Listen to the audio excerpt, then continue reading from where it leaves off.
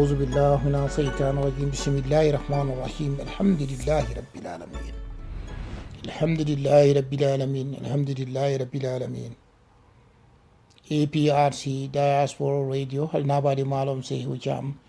bi juma mubarak ñaar juma lumbala julay karo atili tang ani woro 2021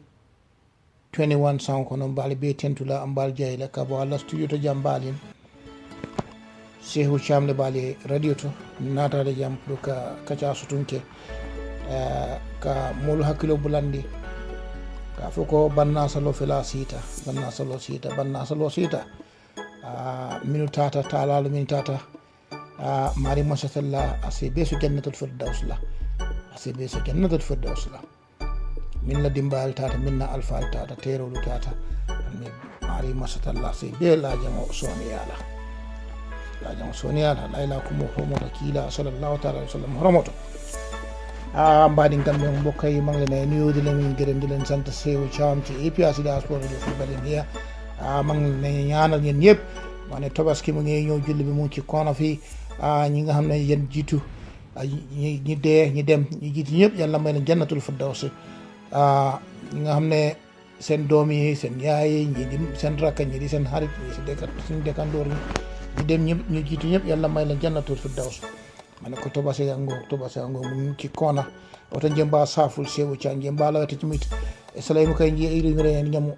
anosan ka wujinya ati cimitum bawul jannatul firdaws kum pawla sinya wala ko nyololal wala ko wala ko kenorolal ati cimitum bawul jannatul firdaws ka joye ñam wala fana kanya dunya ati cimitum bawul la kayra e juway mari masatallan to be dunya ko ni jang mari masatalla sen beso firi woni jada kendi abala yalla mañu wer min fi des ak werle barka rasulullah sallallahu ta'ala alayhi wa sallam woto kammala don mbadi ngolu mbenga long sanginani komanto kule keta andu mbalu ngol folale akata luminna Gambia banko kan min keta lum tawlo nata e fondin ke bun kido la ya lande fondin ke nyin wolum jamaate a bantal lu jamaale mane ñenenti at yu weesu ci suñu réewu Gambia am na suñ doomi Gambie nga xam ne gan yi ñoo ko rey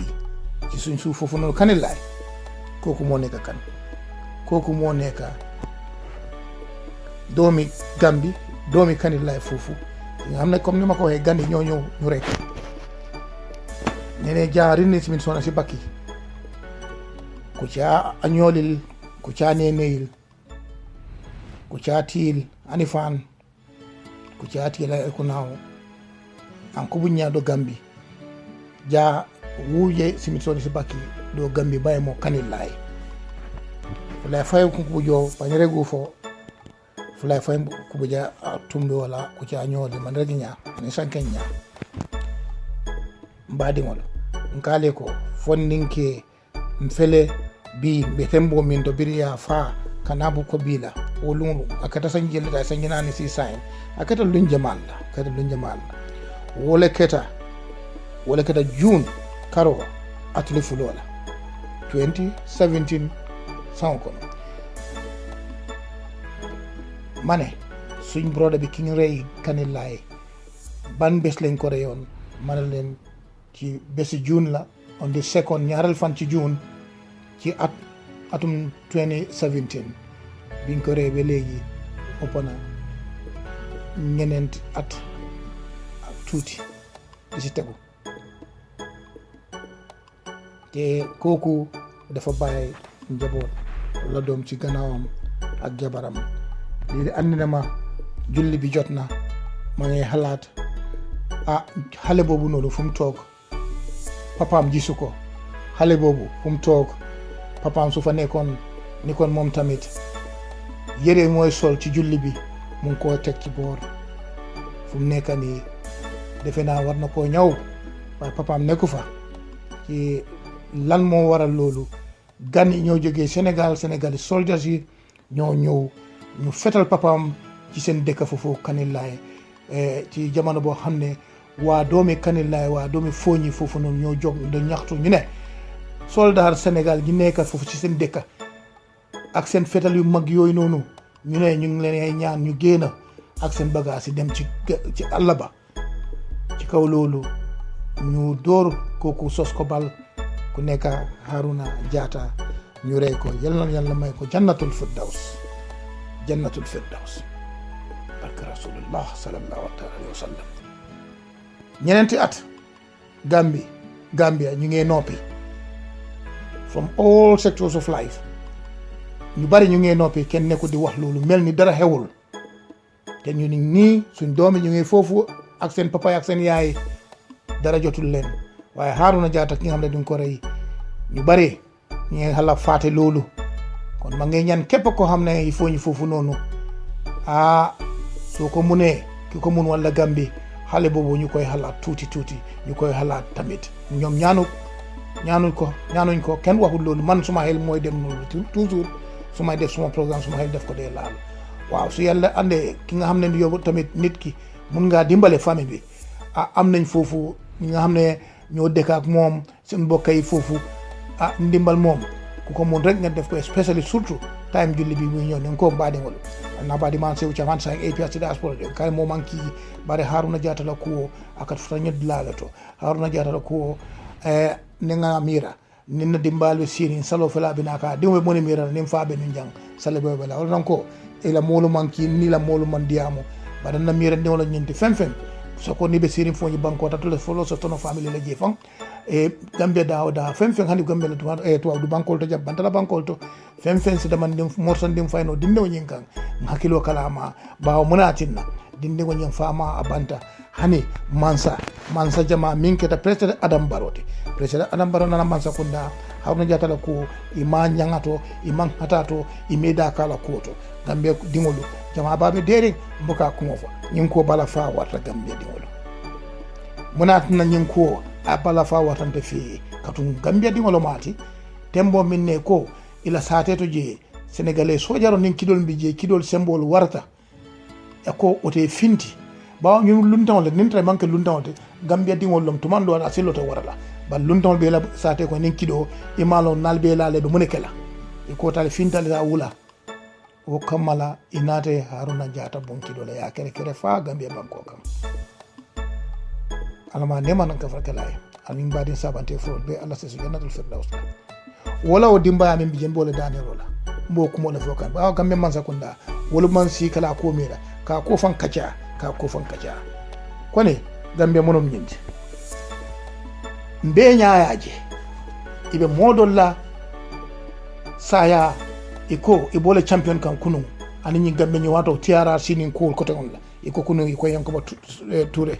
iko honorable Yankuba Touré ex-minister ikoy wo soronne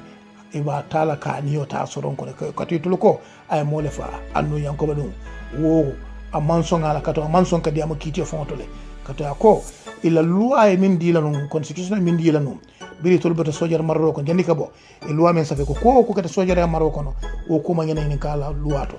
woto molnata kambe wala yake referendum to molbe sonta wo ko keta woto say no bota TRRC ka mune ate ngalabo minela wo ngalabo kono a balanta kala constitution right min data diamola woto inate sembo jaka kune ko a sentence le to death andi ko ka city julola ka nyore ay asiyo so almari masatalla kana wote fon jodla fon jonga la foro la fode bara kella de mari masatalla le wote wala ko kunto woto alma atankalo bela wo min ya lonko itol ko to mo topoto mansa kundalom de itollom ila do kulallam walla nyin kiti sifa ko Edward Singata nata TRRC ay min foje aliya moyle sana sabal nata je min foje aliya moyle alaji kanya fojele itol min sonta ko ata sonta ko itol le mo nyim fa e ko korosise oto korosise fa nambe duwala fo mari masatalla sa so jannatul firdaus la anim badin sabante frol be kato niode kata atata ninga tata tarnya atata nyaaw o mandiya moye ning atara min fana mole aniota wo nyama o manka kuti mi lan kan tan kelale oto akuyata mobe ba nibe to nya normal to nya men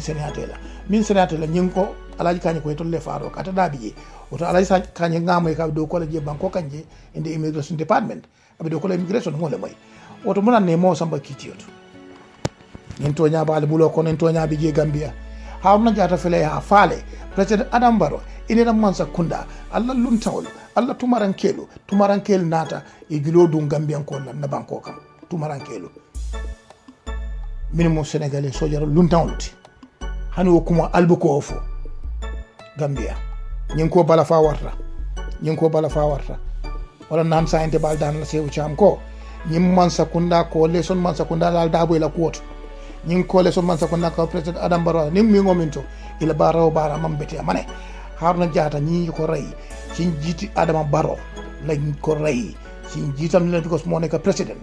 gani ñu kanila ñu ray haruna jata legi ñom demba ñun gis nañu ñep gis nañu ne ki Yankuba Touré honorable minister former minister ñu ne kooku lañ sentence to death dañ koy rey ci loi ñu ne loi bi moo ko jàpp ma ne Edward Singate loi bi bàyyi na ko TRRC mu dem sana saabali ñi nga xam ne ñoom yëpp kooku mu ne dañ rey Alaaji Kaaji ki nga xam ne dégg naa ne mu ngi liggéey immigration foofu kooku mu ne moom bokk na si li tax tëjuñ kooku tëjuñ ko sax waxtuma di pour yóbbu ko court xam nga loolu njub nekk fa te pare président Adama Barrow moom gis na loolu moo kiyam yëpp his government nekkuñ di doxal dëgg ci loolu ak leneen waaye pour ma ñoo back to Haruna Jatta ki nga xam ne ñoom ñoo andi gan yooyu ñu rey suñ doomi Gambia that person's death is nothing to them loolu amul solo ci ñoom te ñun ñëpp ñu toog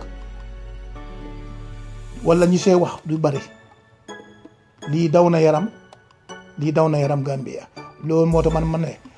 réew boobu noonu ñi ko jiit jógee ci président Adama Barrow ak his coalition government man Seewu Caam I don't trust them pour ñoom ñu mun a am a chance pour rule that country entire coalition parties loolu moo tax man APRC laa gis ñoom laa support ñun ñëpp APRC lañ gis ñoom leen support loolu moo tax ma ne APRC nkolu ale nga mbulola nyokan nga kambeng o noma kambeng mi anan ko leben na pati nafala kambeng mi anan ko asen na pati asen sunkuru nyola oto mbade ngolu be mobe tentula mbali jayla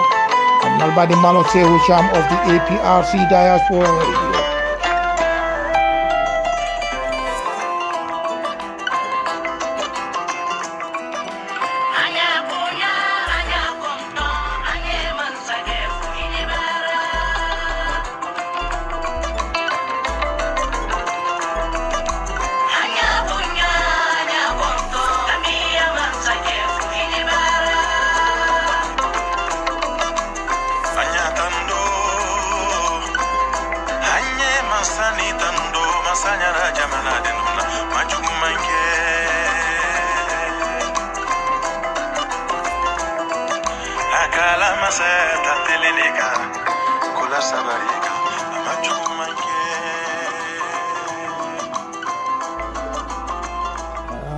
Mbalu tentula mbalu jayila babile mansa Gambia non sulatela ila do koy minke banko kan mobe contente babile mansa yahya jamme ene dimbali be sen écriture jine almamur na Gambia kono kayra kono alman nali be so la si jawni jata kendi ala dimbal be dawada Gambia banko ka wo min dunya mobe dawada do mari masatala sen beso tankola anala badi malo Seewu Caam APRC diaspora radio oto alse ñu julo fana la may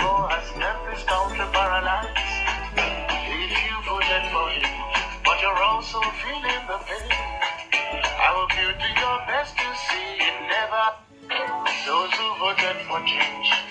must have now realized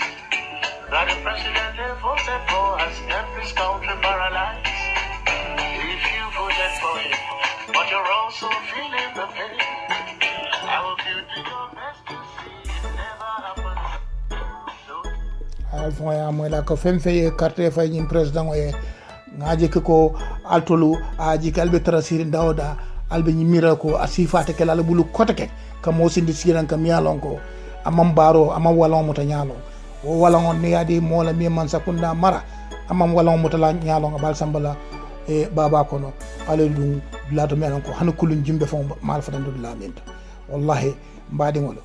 ñi man sakunda ko manke fenti ande manke fen fanan na kedulati de sew cham ko nyim man sakunda president Adam Barrow nala man sakunda e manke fen fana la keranti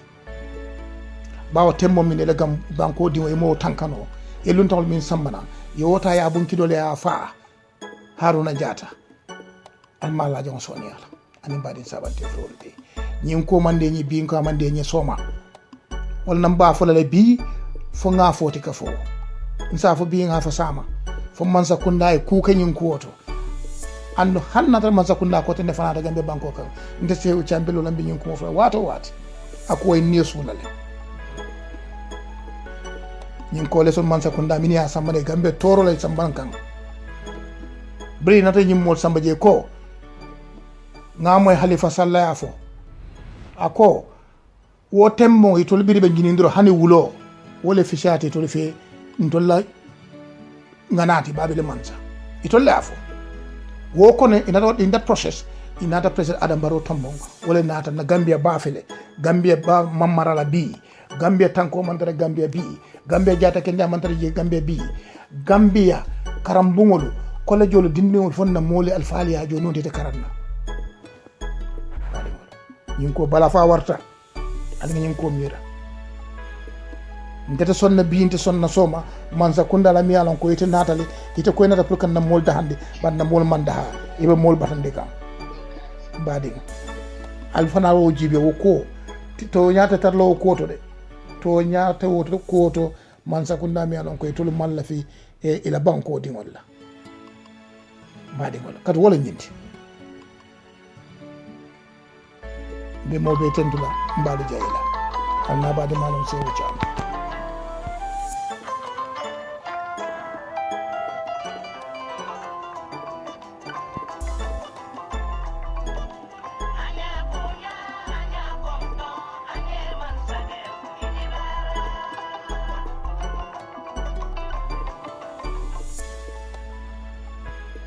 APRC diaspora de anna bade manum sewu cham today on the 16th of July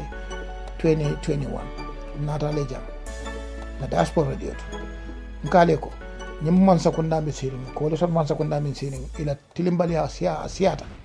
nga harna ko mo fo bina duna dama de nga faale e muneke kala hakile bulandi inin tuwawdo kafol banko le kambenta e call stano ila nyin tuna fis isa a demano na gambe banko kam ini contract o sign ko nyemuta auto fine pour banko se ko dos bar wotto wabru banko to kilin wol wol man son kan Gambia tingolu bulano e do ko kela banko le kay ko e manjan kaytol soto e kala wol sindi Gambia wonyele mi anko to ko taw mi mutan to la banko kan e ko la samman to wabdu je kela dimbal fiid wala dimbal ka do ko soto ji baral kan to le Gambia dingol bali do ko la mané European Union nga xamne dañ sign contract ak our government bi nga xamne president Adam Barrow moko lead ñu sign contract bi nga xamne ñom dina dem mën nañ dem ci suñu geej gi ñu japp fo ay jën yi nga xamne special jën la loolu ñom lañ soxla ñu andi ko Europe fi jox ko sen doomi rew ñu koy lekka ñu jox sen doomi rew liggéey ñu am employment ci sen rew fi fo ay mëna nek France Italy Spain Germany is part of the European Union ñom yëpp sen gaal yi mën nañu dem fofu di ki di nap non la European Union gaal yi mën nañu ñu fa sax nekkul ne mën nañu dem ñu fa loolu moo tax affaire jën mooy gën a naxari Gambie bokk na si waaye ñoom in turn ñi nga xam ne ñu ngi fii ñi nga xam ne képp koo xam ne yow am loo kayit pour stay fii suñ la téye dañ lay déport doo si am loo kayit pour nekk fii te gën boobu ñooy ma ne li ñu ngay téye suñu réew dañ koy andi bi dugal ko ci factory seen doom yi ñu ngay liggéey ñu koy lekka waaye ñun mi moom ñun bëgguñ ko waaw suñ boy si nekk fi suñ leen téye seen doom yi góor ak doom yi jigéen ñu nekk ci Europe fii amuñ kayit ñun ñëpp gis nañ man fu ma nekk fii baal nañ fi ñu ngi fi fees lépp ñoo police yi daw nuba la comme di xawma lal di ut njomboor bugguma tudda loolu waaye ñoom ni nangu ñu bàyyi ñoo ñu leen liggéey suñ géej gi jël everything napp andi ko fii nekku caaxaan am na xam naa yu bari ñu nekk fii in Europe fii living in that condition ma ne ñu ñëw foofu noonu Gambia ay yeneen nations ñu ngi jël suñu jën yi di ko yóbbu seen réew Gambia soo leen demee ci marché bi if you go to turntable jën bu correct bi ngay jënd foofu noonu soo génnut 300 above 350 boobu sax du jën yu correct sax doo ko am. ñëpp gis nañ loolu ci government bi ñoo ko def te loolu moo tax ma ne leen government bii nii ma ne coalition government la ñoom ñëpp jaraluñ ma dara ñii all of them jaraluñ ma dara waaw nañ déglu kii lu may wax yéen ñi vote président Adama Barrow and his coalition government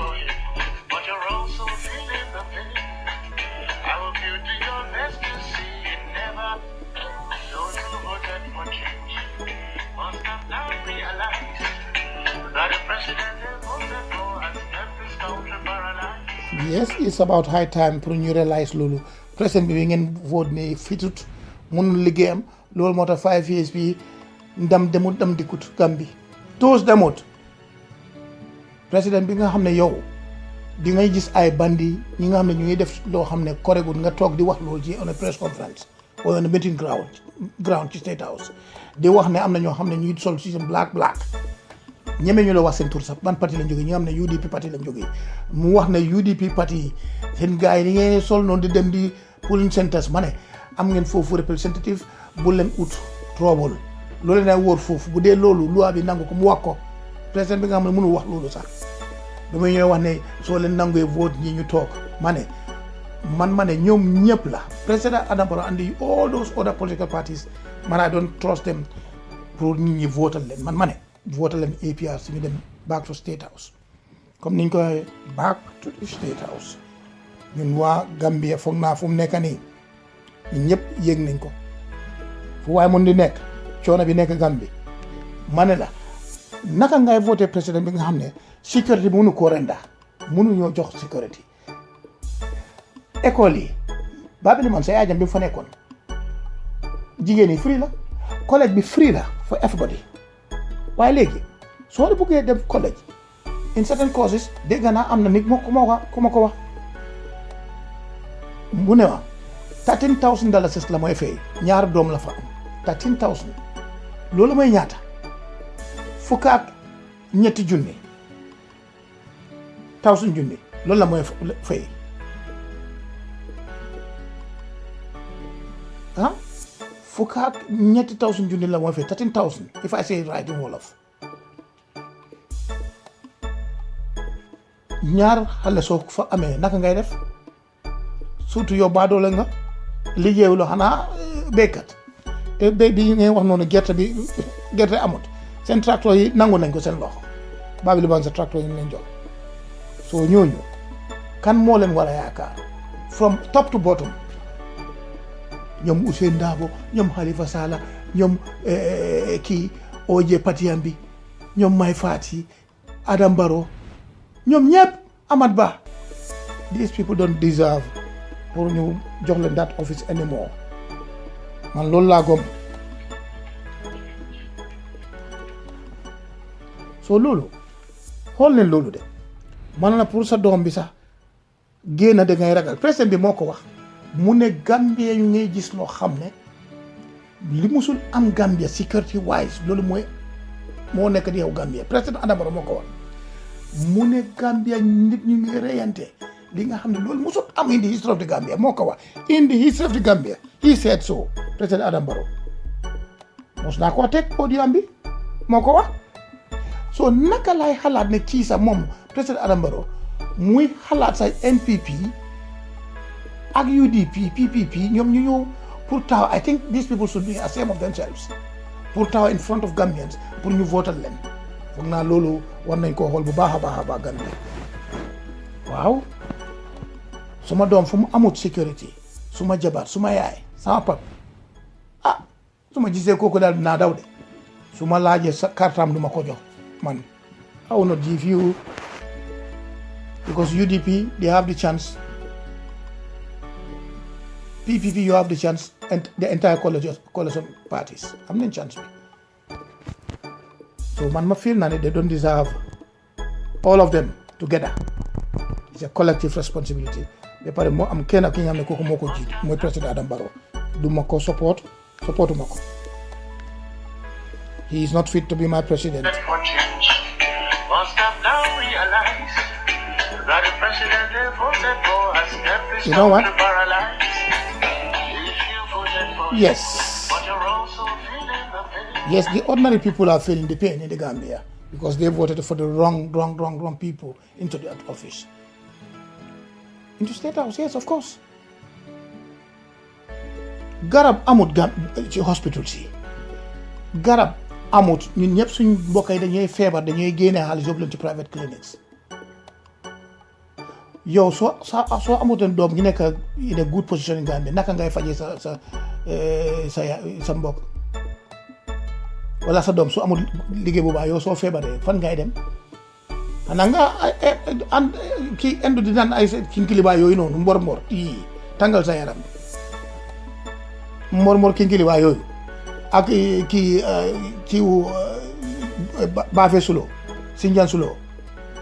waaw yooyu la de ñu jàpp si yooyu rek waaye Banjul hospital soo fa demee ñu teg la kii pour nga dem jënd waaw loolu moo fa nekk de man ma ne government bi nga xam ne yow mun loo provide primary health care for your citizen loolu war nañu weesu foofu noonu dis government bi ñëwee dañ leen jox xaalis boo xam ne dafa bari ma ne ba former vice président madame Fatoumata Tambadja mu ne xaalis bi moom ay troc de ma ne ko moom te moom foog naa ne expérience war a passé loolu xaalis kenn du ko yóbbu ci plane dugal ci plane noonu waaw so xaalis boobu ana fan lañ ko dugal fan ci Gambia definitely mbaɗi Gambian kolo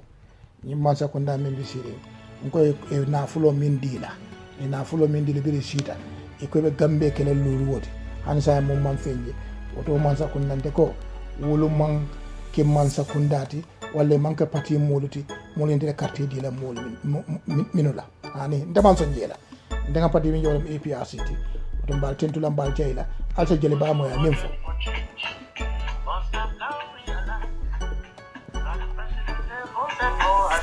This country paralyzed. If you voted for him, but you're also feeling the pain, I hope you do your best to see it should never happen again, definitely. Mbal tentula mbal jel nabadi Mansour Wicham of the APRC Diaspora Radio for Silakote. Kambian ko lalimbe en sabare. Alinga ala dani nyimbangu kan kairola.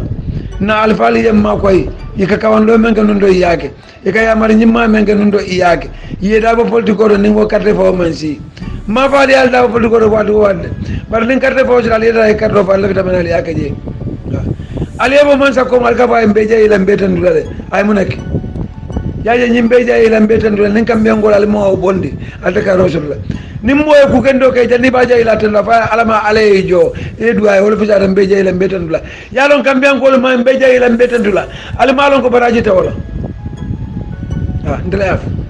mo e ku kendo ke ka fa mbeje ila mbeten dula baraji tawala duwa fa ya boda ma alama million sa la je alama ni solo jali ken yalla ala ka tiye ko ko la ko tak dunya ko jam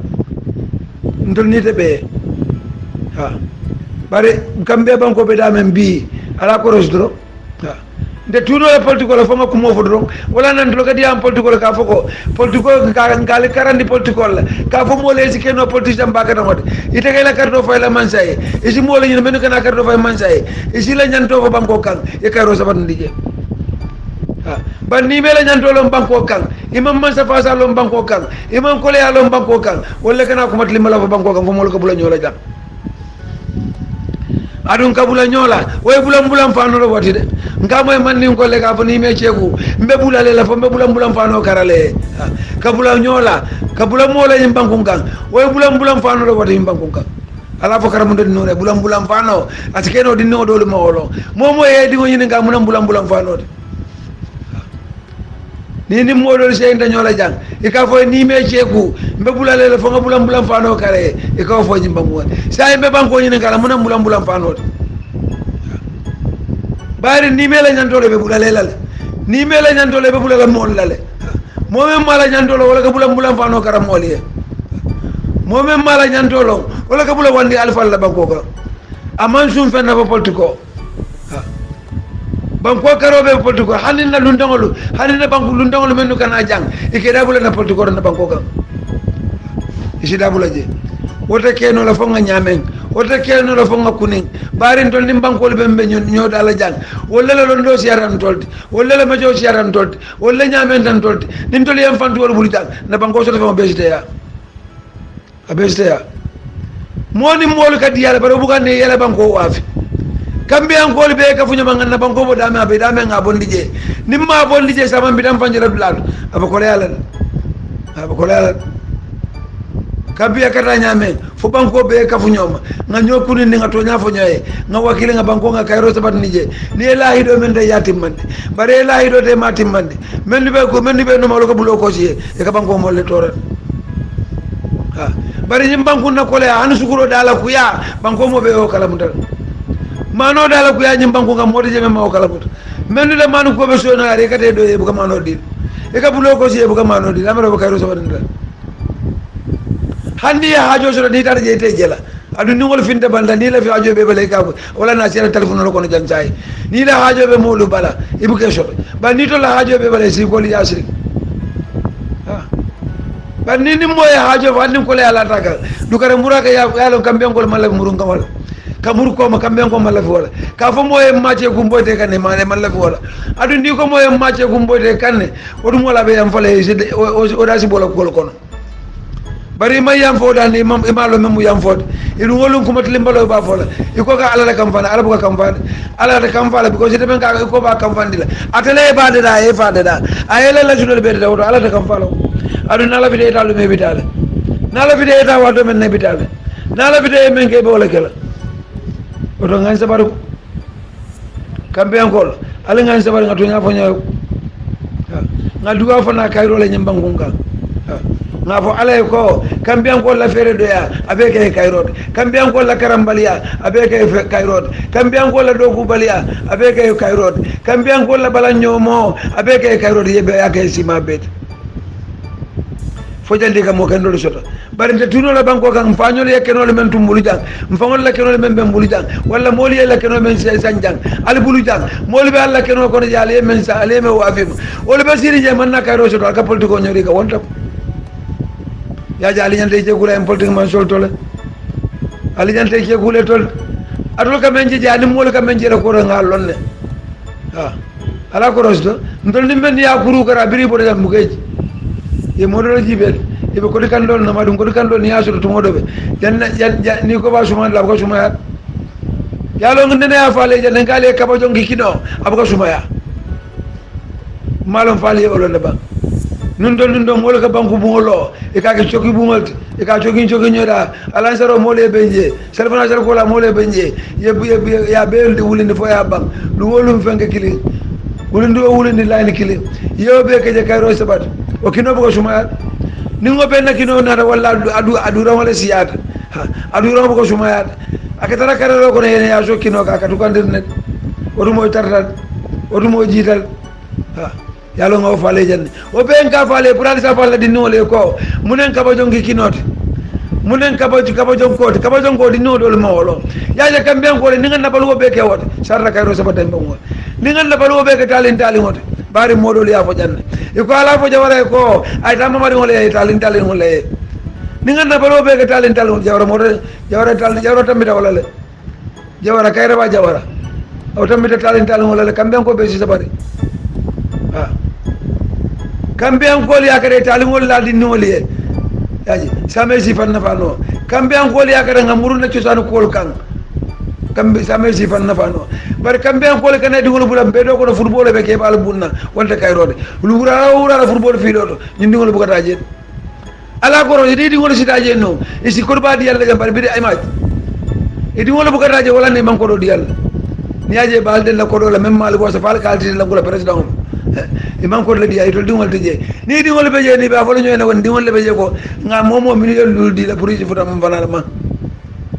muna kambe angol ala ngance ko do be memulu ni faade ka ko do moy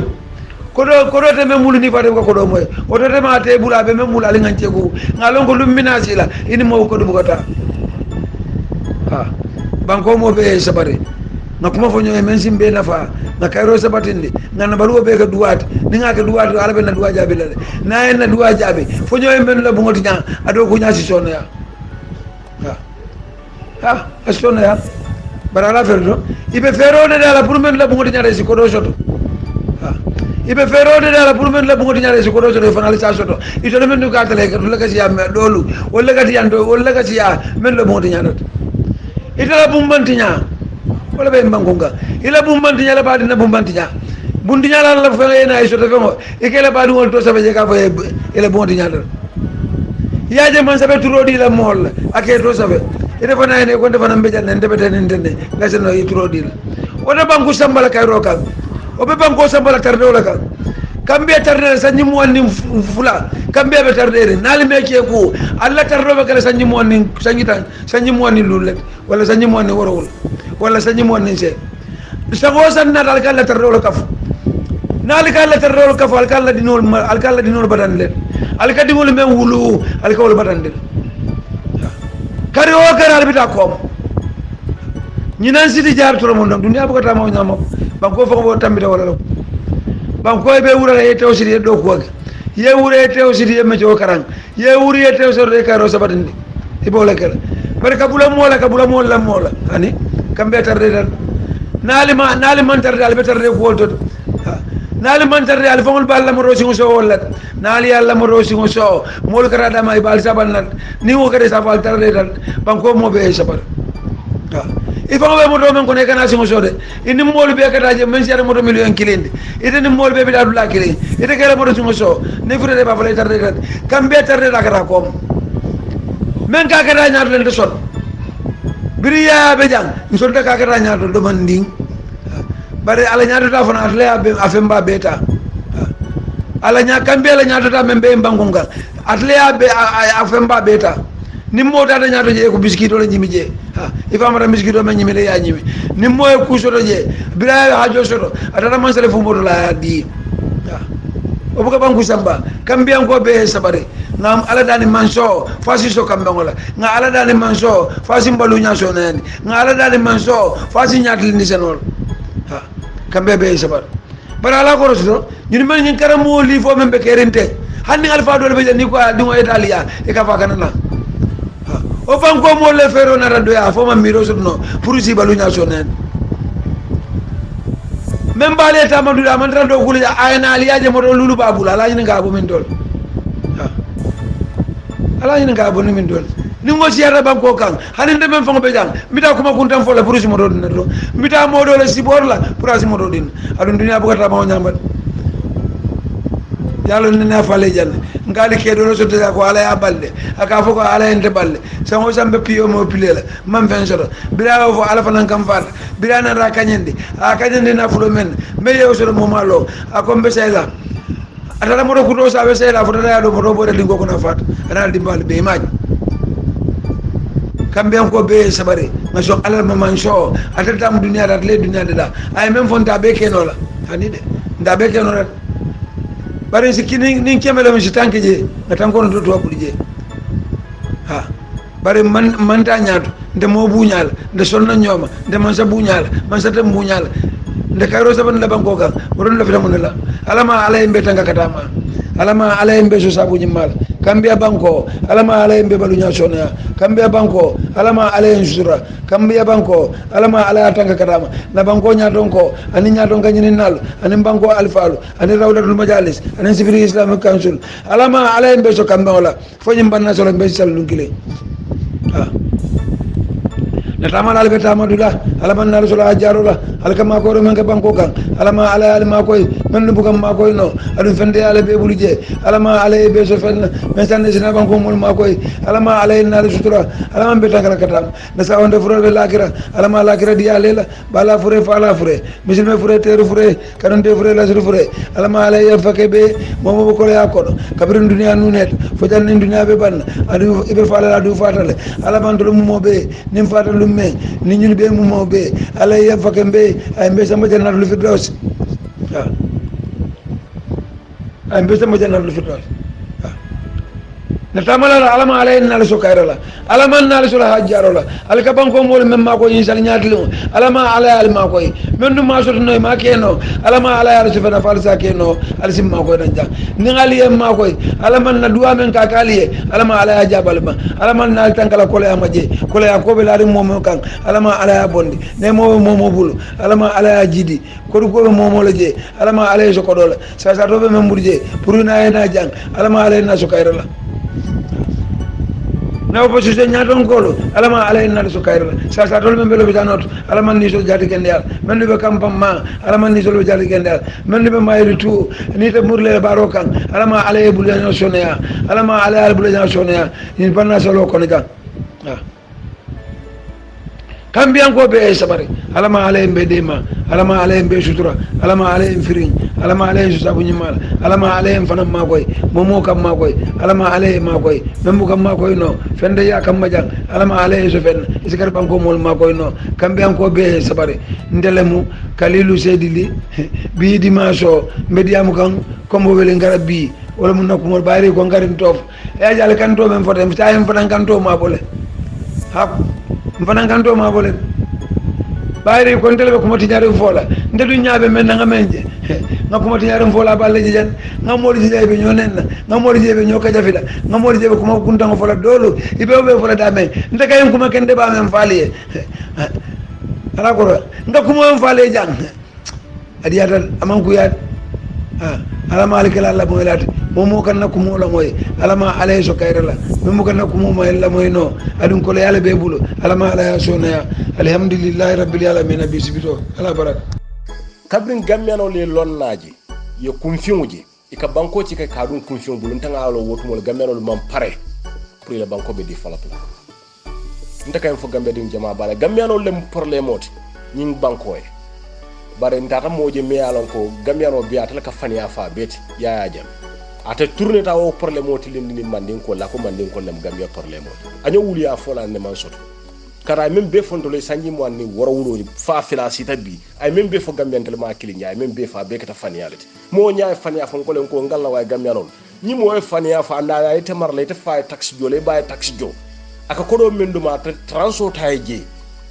ya jam ka ko do menduma stay house wala ka ta mentinya kanilla ya te tata la kabila tate gambia non talem anda ay marani kuma kama men najam faniyalam wala mu tonya tal nga tonya ni tan ni ñol ay même fo mu la kilinte tonyati ma fenje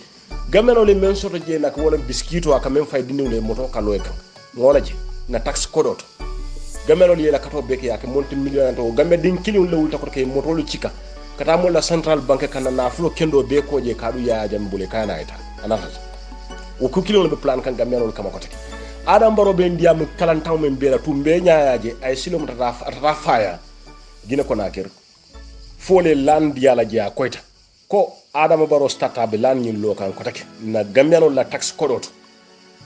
bar gambe nyanta sila bake nga gambe di ya jube ko take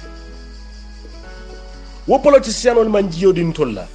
imam courant din tolula imam isino lo gambe banko kan bari kun kolo de gamelo kila kato kele barka ya jame barkandi ya adama baro barkandi wolkante lu filije e kata na tax kodon kam men kafunyo man kajo al kun fula ma sibo jobe ayem filin na banko ka ayem filin na kole akono kurante jite jata kendara tous tafas asilo mutata wandi falia ay tan na tax kodo di wala ya kafila economiquement gambe de mun to la problème oti nyinta mata yer rofle nyimbe na banko ka yem bute yen soron kito fam baka ke fam ferek